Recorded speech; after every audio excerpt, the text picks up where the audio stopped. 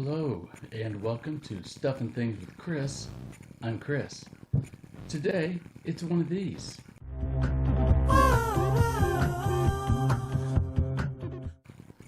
On today's Nifty or Not Nifty on Netflix, we're going to talk about this.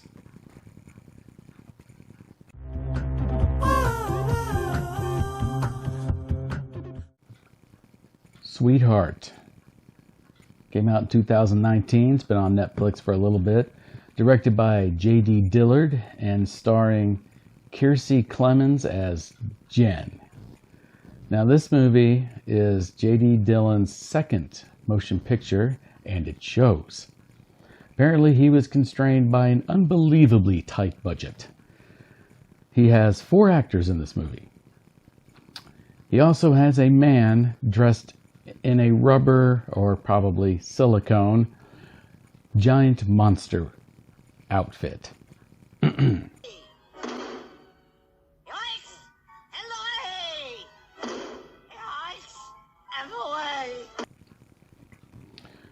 This movie is a combination mashup of Predator and Castaway, I think. Yeah, I would say Castaway. When the story opens, we find Jen washed up on the beach of a random island.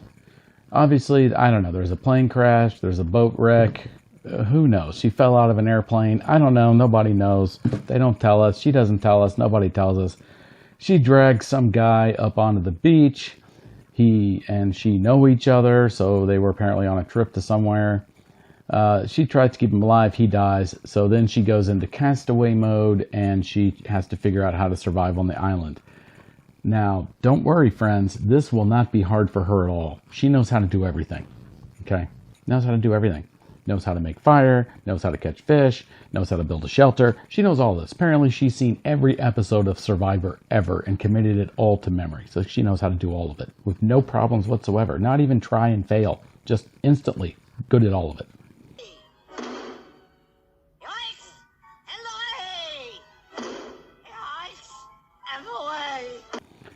She also randomly discovers some previous occupants' stuff, like a backpack full of stuff. I don't know.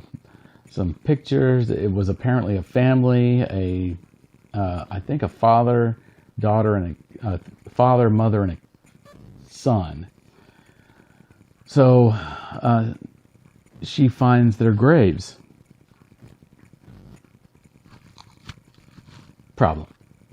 So she sees a picture with 3 people in it. She finds 3 graves already dug. And, you know, with the little crosses and everything. So I'm watching this movie going, okay, who dug those graves? Who dug the last one?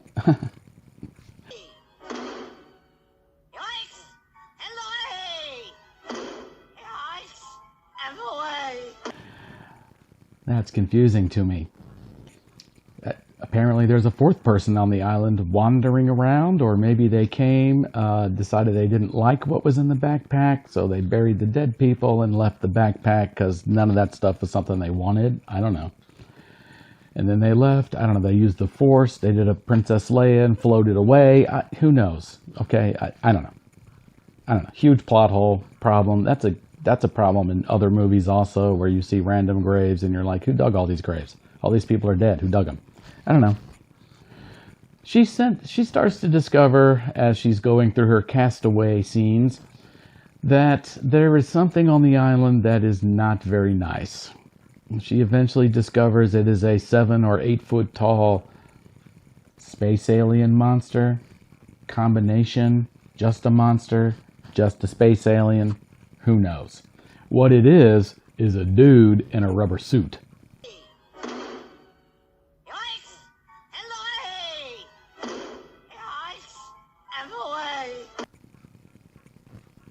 And I'm not joking. It's like Godzilla versus Mechagodzilla. It's a dude in a rubber suit. Now I understand there's some budgetary constraints. But if you want to do something that will take you right out of a movie, try making one in 2020 with a guy in a rubber suit as your main, anti-hero, if you will. Your main villain is a guy in a rubber suit. There's some weird stuff, too, that didn't make a whole lot of sense. Apparently, there's a hole just off the island that the monster takes its victims to, but not all the time. Sometimes he rips people to pieces, or, I don't know, he dug up the body of the dead guy, but only left parts of him. It didn't take all of him. I don't know. Didn't make a lot of sense.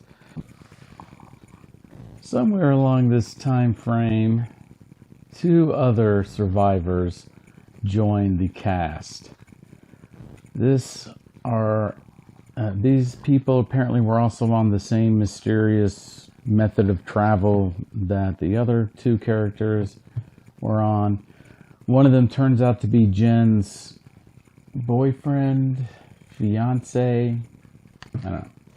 And the other is a girl who turns out to be the girlfriend or fiance of the guy who's already died and who's been ripped to shreds and taken down into the hole by the rubber suit monster. So then you get this weird situation where Jen and her boyfriend guy talk about their relationship and where they're going and all of this other stuff that no one would talk about in their right mind when they're trying to survive on an island.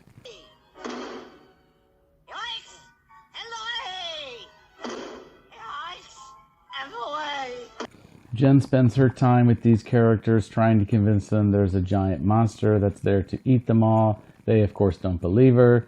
So, of course, first off, the girl gets eaten and drug away into the hole of doom. And then her boyfriend decides he's going to do the same. That they try to escape on the raft, I think, at one point. And the monster fights through the raft, tears the raft to pieces and drags her boyfriend down in the hole. So she's left alone again. Just her against the monster, and we go into kind of a Predator montage kind of a thing where there's a fire on the beach, and our superheroine, who apparently is related to Rey from all those terrible Star Wars movies, knows how to do some serious hand-to-hand combat with a 7 or 8 foot physically superior gigantic alien space monster, and defeats him relatively easy by just stabbing him repeatedly with a stick.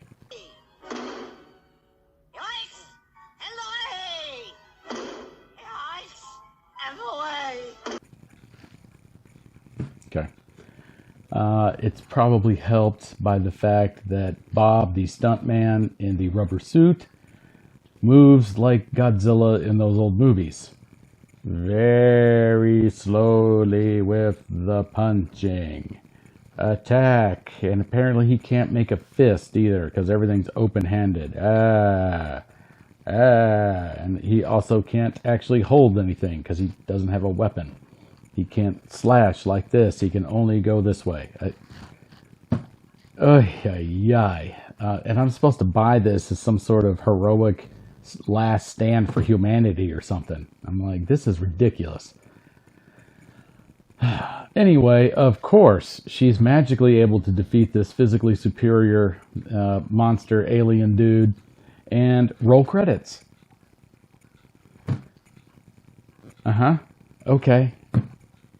So she killed the giant monster, and now she's stuck on an island, and the raft that they had got all torn up, so she still has no way to get off the island. And so, I don't know, I guess she'll use her Ray skills to build a boat out of the 5 or 6 trees I saw on the island and circumnavigate the globe and come back some sort of supernatural celebrity person and become rich and famous.